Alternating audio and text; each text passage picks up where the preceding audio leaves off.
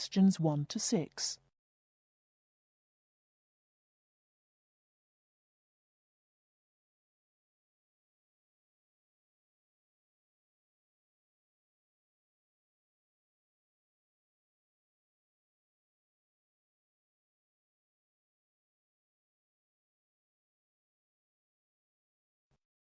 Now we shall begin.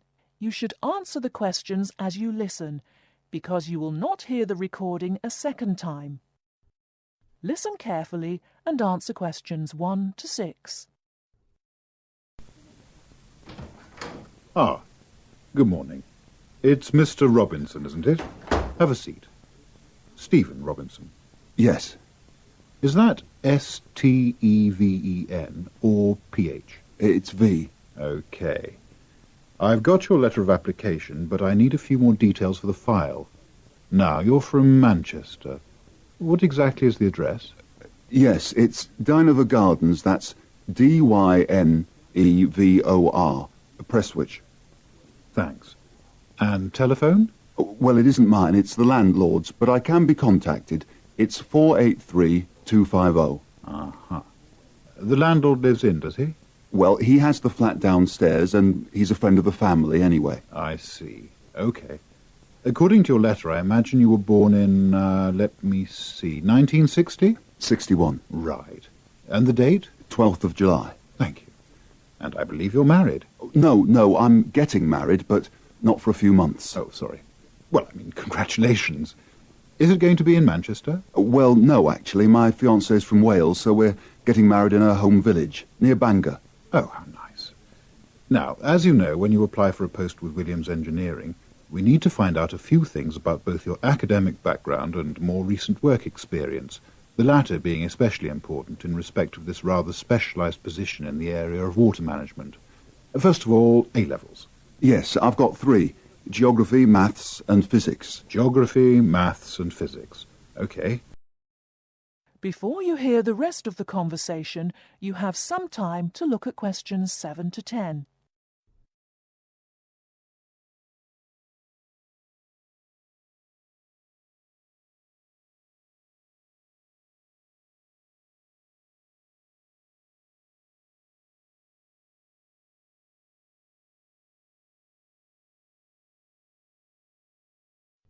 Now listen and answer questions 7 to 10. And what about your degree? I went to Sheffield University and got an engineering degree, with water management as my specialisation. Uh-huh. And as for work experience, I started out after graduating in 1986 in China, working for the Chinese government. Did you work as a volunteer? No, I did get a nominal salary. It was a 2-year irrigation project. That sounds fascinating. How did you organise that? You say it wasn't a British company, then? No. My university had links with a Chinese engineering university, so it was organised at that level. And after that? Then I came back, moved to Manchester, and have been working with Latimer Engineering since then. And what exactly are you doing for Latimer?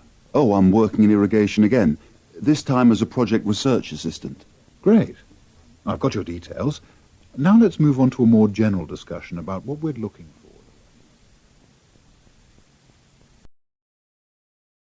That is the end of part 1. You now have half a minute to check your answers.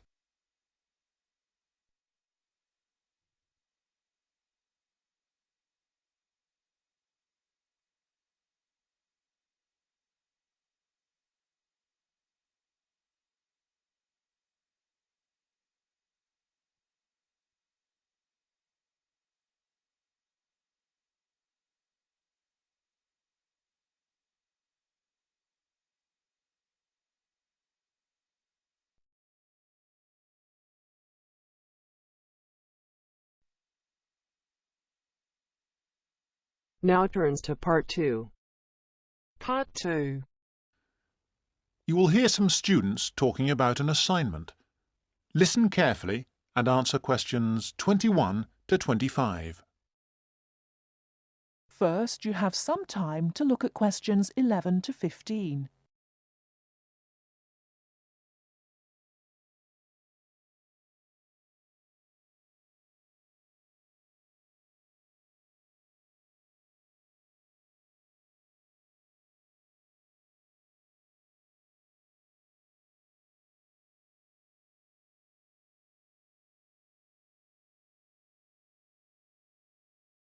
Now, listen carefully and answer questions 11 to 15.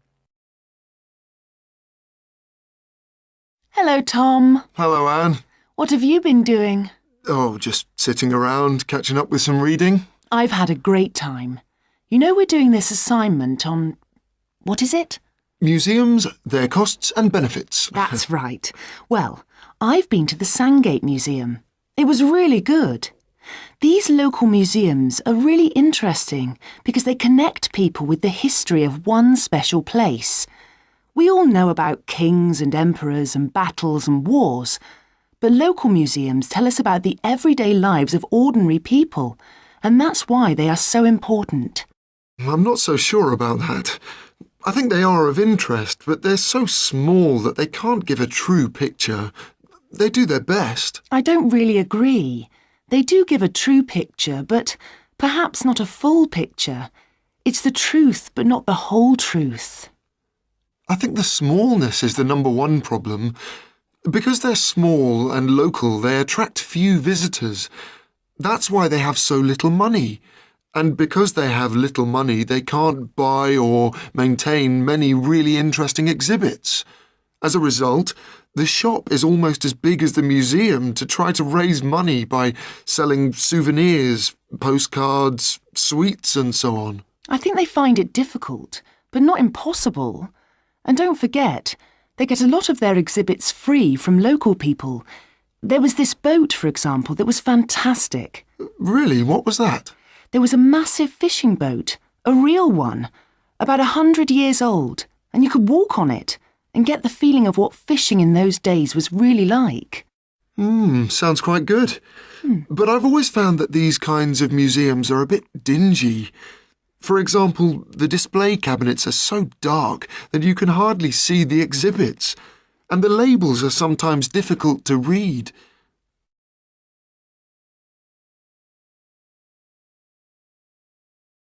Before you hear the rest of the talk, you have some time to look at questions 16 to 20.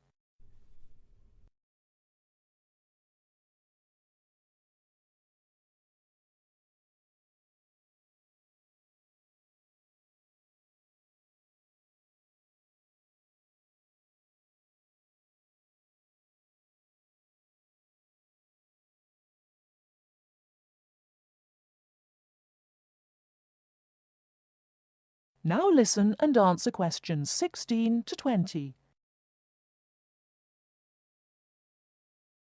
So coming back to our assignment, what we've got to decide is whether these museums should be funded by the government or just by local people.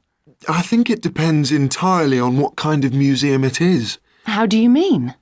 Well, take local history museums. They are small, so they won't survive without financial support.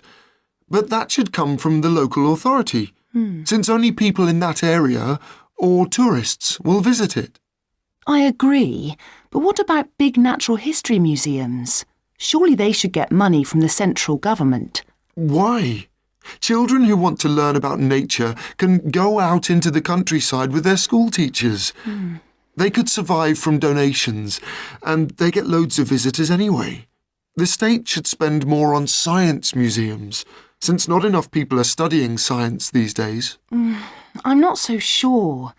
But I do think a sort of museum which should not get public funds is the craft museum. Yes, like museums of cotton weaving. Yeah, which are of interest to only a very small number of people, and they should pay for it. I agree, but a working farm is a different thing again. That's something from the past of all of us, and so it's important to the local community. Kids can learn a lot too.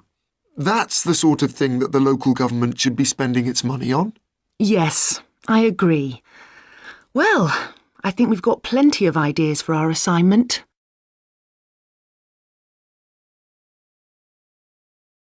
That is the end of part 2. You now have half a minute to check your answers.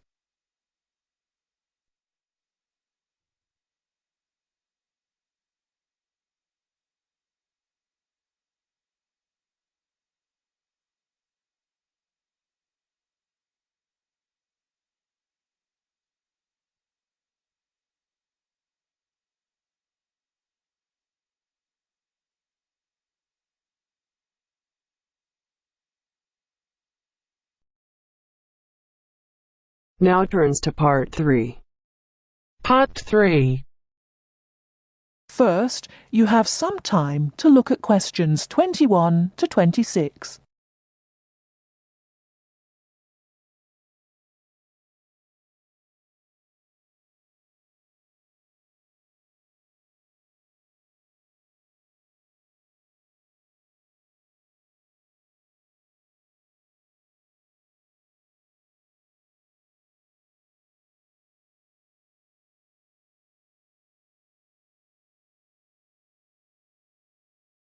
Now listen carefully and answer questions 21 to 26. So, what was it like in your school then, Lynn? Well, South African schools are very different from schools in Australia. For a start, children don't start their schooling until they are 7, quite a bit later than schools in Australia. What about New Zealand, Gail? We're more like Australia.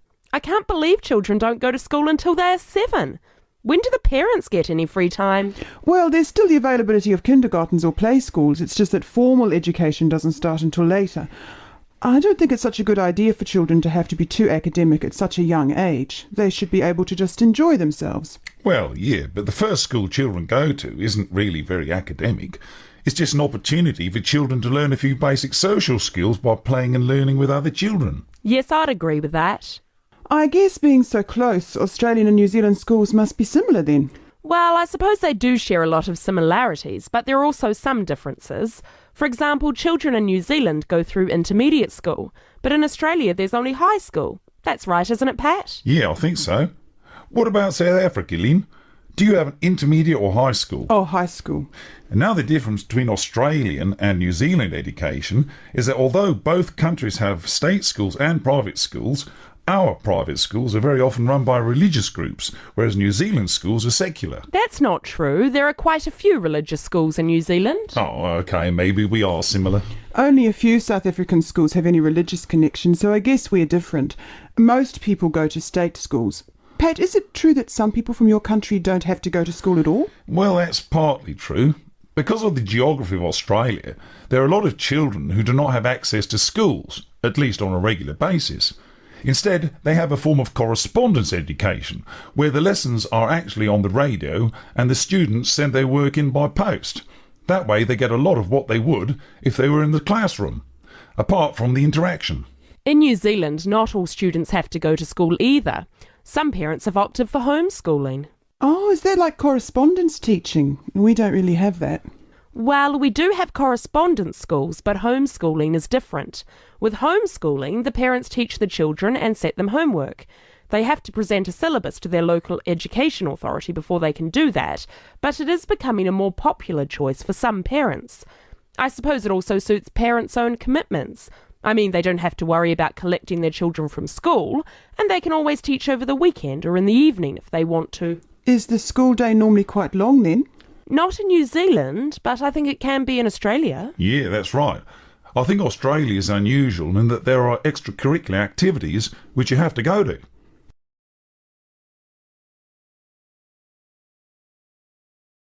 Before you hear the rest of the talk, you have some time to look at questions 27 to 30.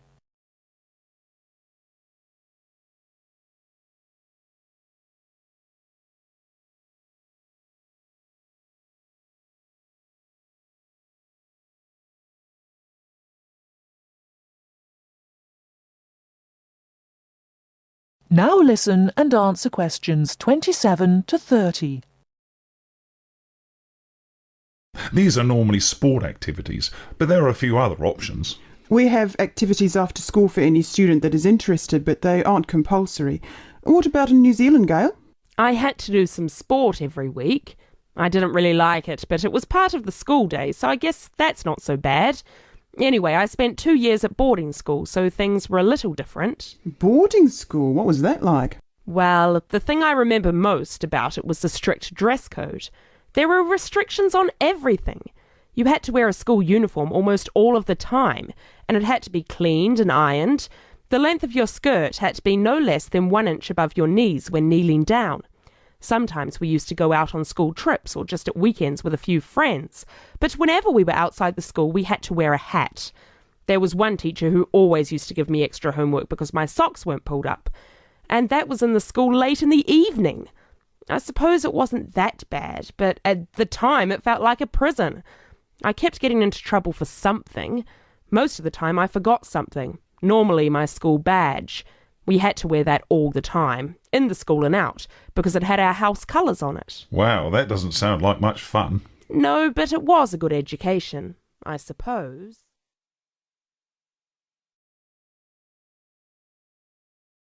That is the end of part 3. You now have half a minute to check your answers.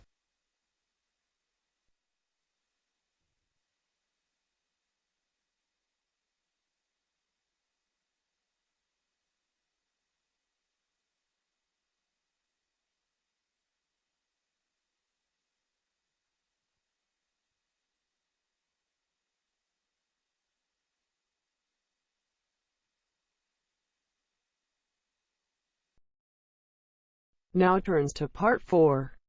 Part 4. I've asked you here just to remind you about this Friday's field trip. First, you have some time to look at questions 31 to 40.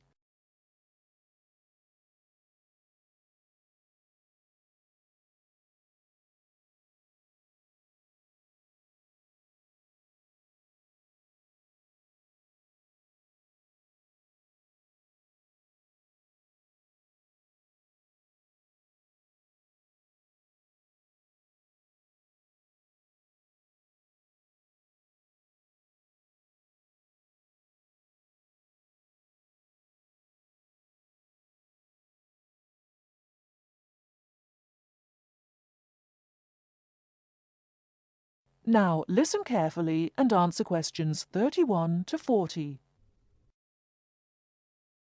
OK, I'd like to keep this meeting as brief as possible, as I'm sure we all have things to do. I've asked you here just to remind you about this Friday's field trip. This is the first of many field trips you'll be going on, so there are a few rules I'd like to make clear now. Most importantly, I want you all to remember that simply because you are leaving the college does not mean that you are not studying. This is an essential part of your course and should be treated as such.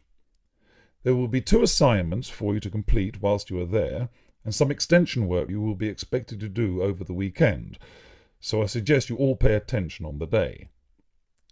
Moving on, remember that we are going to a salt marsh and must dress appropriately.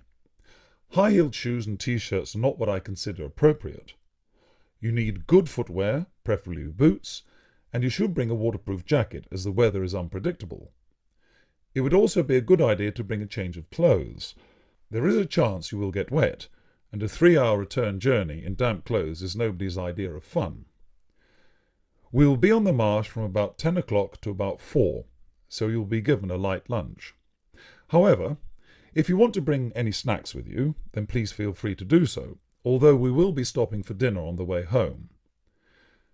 Now, this is the 4th time the college has been to Park Drive Saltmarsh, and so far we have never lost a student. However, remember that there are 28 people going, and if you are late, you will be keeping myself and your colleagues waiting, and at that time in the morning you will not find me very forgiving. Please try to arrive a few minutes before 7. If you are not here on the hour, you risk being left behind. For those of you who are being collected in the evening, you can expect to be back here between 8:30 and 9 p.m. But do warn whoever may be coming for you that the traffic is unpredictable and it may well be later. Before you go, I'll hand out your assignment papers and briefly explain what you have to do. Now, on the first page, all you are required to do is identify the flora and fauna on the page and find an example in the salt marsh. As I told you on Monday, you will need a camera for this. I recommend one of those disposable cameras rather than something more valuable, as the marsh can get very dirty. Now on page 2, you'll be looking more at the bird life on the marsh. You should be able to see what you have to do for this assignment, but there will be plenty of time on the way there to ask any other questions. Well, we'll stop there and I'll see you all on Friday morning. Oh, before you go, just a word of caution. The plants are there to be seen and photographed only. Remember that this is a protected site and we will have to get permission for this trip. If there are any problems, we may not be allowed to go again, and you will be spoiling the opportunity for other students. Okay, if you have any questions, come and see me later today or tomorrow. That is the end of part 4. You now have half a minute to check your answers.